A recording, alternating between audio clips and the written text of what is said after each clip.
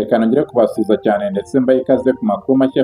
tugarutse muri Repubulika Iharanira Demokarasi ya Kongo. Gusa ni amakuru akomeye cyane afite aho ahuriye n'umutekano w'u Rwanda,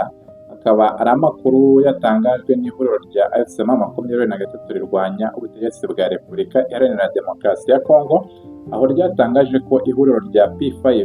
rihuza imitwe yitwaje intwaro iyobowe n'uwitwa Faustin Kayumba Nyamwasa wabaye umuyobozi mukuru mu ngabo z'u Rwanda. Ubu ngubu ryamaze kuba ryakwinjira mu mirwano ikomeye cyane ku rugamba rwo muri komini Minembwe mu ntara ya Kivu y'Amajyepfo, aho iri huriro rya P5 ririmo kurwanirira uruhande rwa Repubulika Iharanira Demokarasi ya Kongo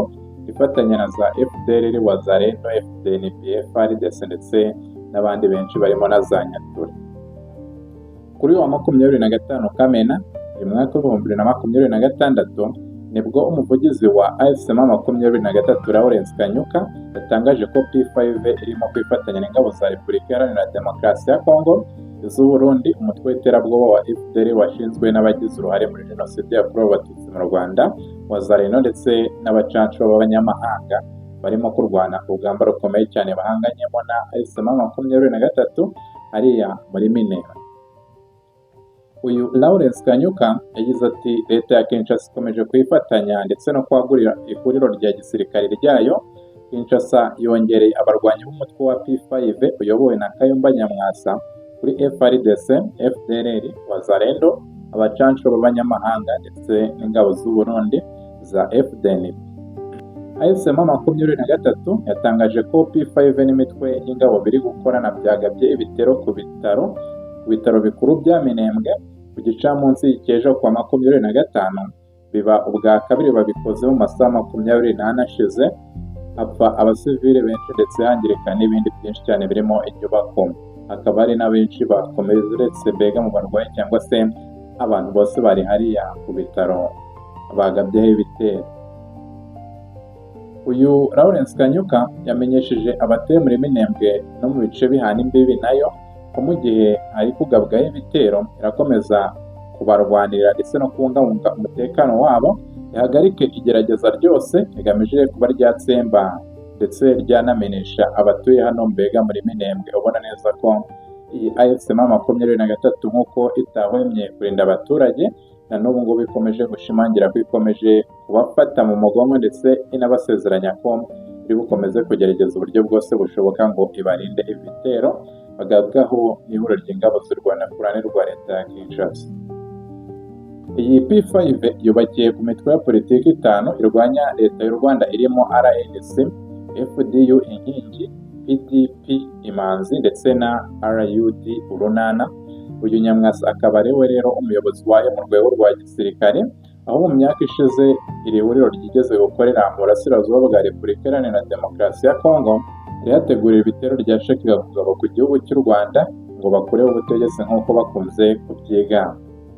Iri huriro kandi ryatangiye gucika intege ubwo Majoro Liyetona Habibu Mudatibu wari ushinzwe ibikorwa byayo bya gisirikari akanagira uruhare rukomeye mu gushaka abarwanyi bashya mu karere yafatirwaga muri Repubulika Iharanira Demokarasi ya Kongo mu mwaka w'ibihumbi 2019 akoherezwa no mu Rwanda. Mbega igihe yafatwaga nibwo iri huriro rya P5 ryahise ricika intege mu buryo bugaragara. Nyuma y'ifatwa ry'abarwanyi ba RUD Urunana bagabye igitero mu karere ka Musanze mu Kwakira 2019, iyi P5 ntiyongeye kuvugwa cyane ndetse byacaga amarenga ko ishobora kuba yarazimye cyangwa se yarasenyutse, ariko mu mwaka ushize nibwo yongeye kongera kubora intwaro, mbega yongera kuvugwa cyane nyuma y'uko uyu Kayumba Nyamwasa yari yaramaze kuyijyamo neza, mbega ariwe muyobozi. Amakuru akaba yaravugaga ko hari ibiganiro bikomeye cyane byabaga hamwe n'iyi P5, FDN, BDC na FARDC uburyo bafatanyamo mu guhangana na M23 bakomeza guhamya neza ko ari u Rwanda. Visi Perezida w'umutwe wa MRDP ushinzwe politiki, imiyoborere na diplomasi yitwa Alexis Mugisha Nkurunziza mu Gushyingo 2025 yatangarije ikinyamakuru Igihe ko abarwanyi bake ba P5 basubiye muri Kivu y'Amajyepfo kugira ngo bakorane na leta ya Repubulika Iharanira Demokarasi ya Kongo mu ntambara bari bahanganyemo n'ihuriro rya M23. Uyu Nkurunziza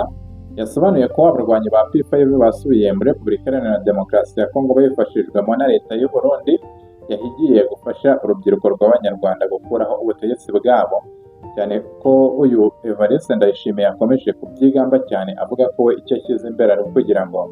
afashe urubyiruko rw'u Rwanda we yita ko ruboshe ngo kuba rwakuraho ubutegetsi buriho. Icyo gihe rero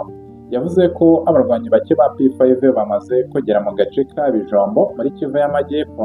mu gihe abandi bakiri mu Burundi kandi ko bari bambaye impuzankano y'igisirikare cy'u Burundi.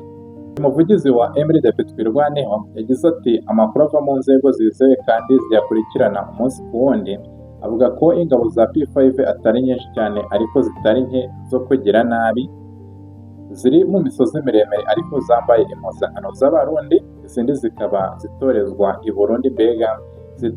zitegura kuba zaza muri Repubulika Iharanira Demokarasi ya Kongo.